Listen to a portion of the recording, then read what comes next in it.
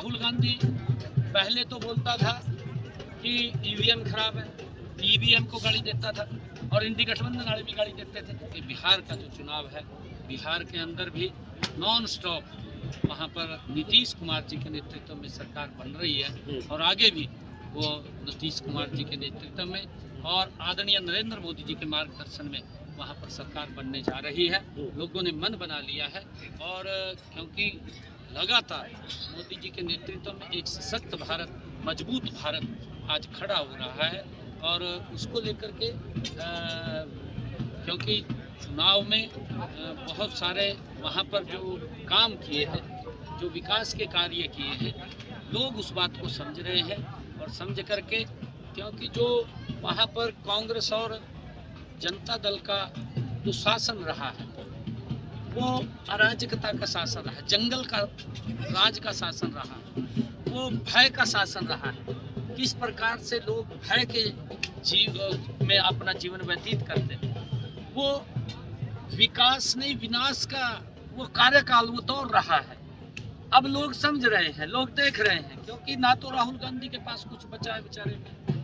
राहुल गांधी और जनता दल वो तो एक समाज को लेकर के राजनीति करते हैं और उनका ध्येय भी है, उनकी सरकार के अंदर देखा भी है।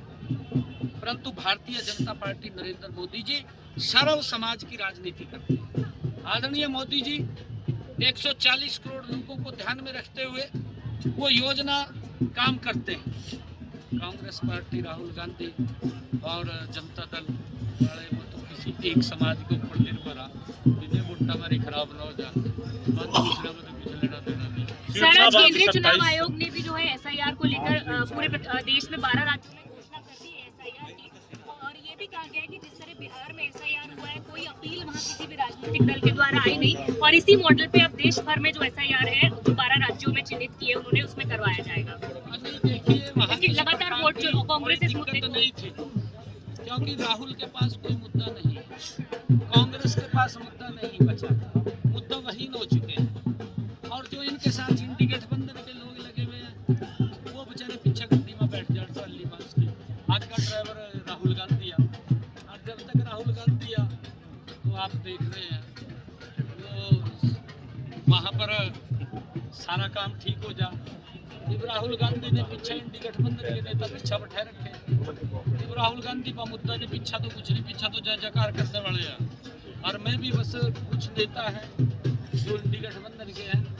क्योंकि आप देखते हैं कि राहुल गांधी पहले तो बोलता था कि ईवीएम खराब है, ईवीएम को गाली देता था और इंडी गठबंधन वाले भी गाली देते थे। क्योंकि राहुल देता था फिर मैं भी लग जाते बेचारे, उनकी मजबूरी थी। और फिर कहने लगा कि कहा संविधान को खतरा हो गया। जब उसने संविधान की बुक उठा ली तो इंडी गठबंधन वाले ने बिठानी पड़ा। ये है तो कुछ नहीं था, उसकी भी आवाज निकल गई। संविधान की बुक जो उसने उठाई थी ये तो बेवकूफ बना रहा लोगों को, लोग समझ चुके और अब कहने लगा कि वोट चोरी हो गई। भाई वोट चोरी नहीं है, नरेंद्र मोदी ने काम कर दिया। आप लोगों ने भ्रष्टाचार किया, आप लोगों ने देश के अंदर विकास नहीं किया, मोदी ने विकास किया। तो लोग तो मोदी को वोट कांग्रेस प्रधानमंत्री जी हरियाणा को बहुत मनोहर लाल जी आज बोल करके गए कि चौथी बार भी बीजेपी की सरकार बनेगी। बिल्कुल बनेगी, क्योंकि नरेंद्र मोदी जी के नेतृत्व में हम गति से काम कर रहे हैं। मोदी जी की जो नीतियां हैं गरीब को मजबूत करने वाली नीति है, कांग्रेस की नीतियां हैं गरीब को खोखला करने वाली नीतियां हैं। और तो सजमाग दिखाते हैं, ऐसा कहते हैं ये कराएंगे वो कराएंगे, खुदा पहाड़ निकला चुका। गुरु तेग बहादुर जी के उनके प्रदेश अध्यक्ष पर सर चार्जशीट होगी है कांग्रेस के, उस पर उसको क्या कहेंगे सर आप? जो राव नरेंद्र है उसको लेकर के भी जिस तरीके से भाई राहुल गांधी तो ऐसे आदमी प्रमोट करता है।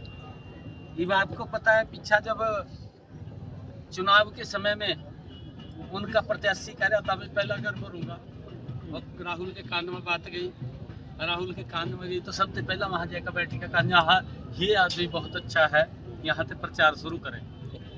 फिर वो प्रदेश का अध्यक्ष बनाई थी, भी मास्टर है।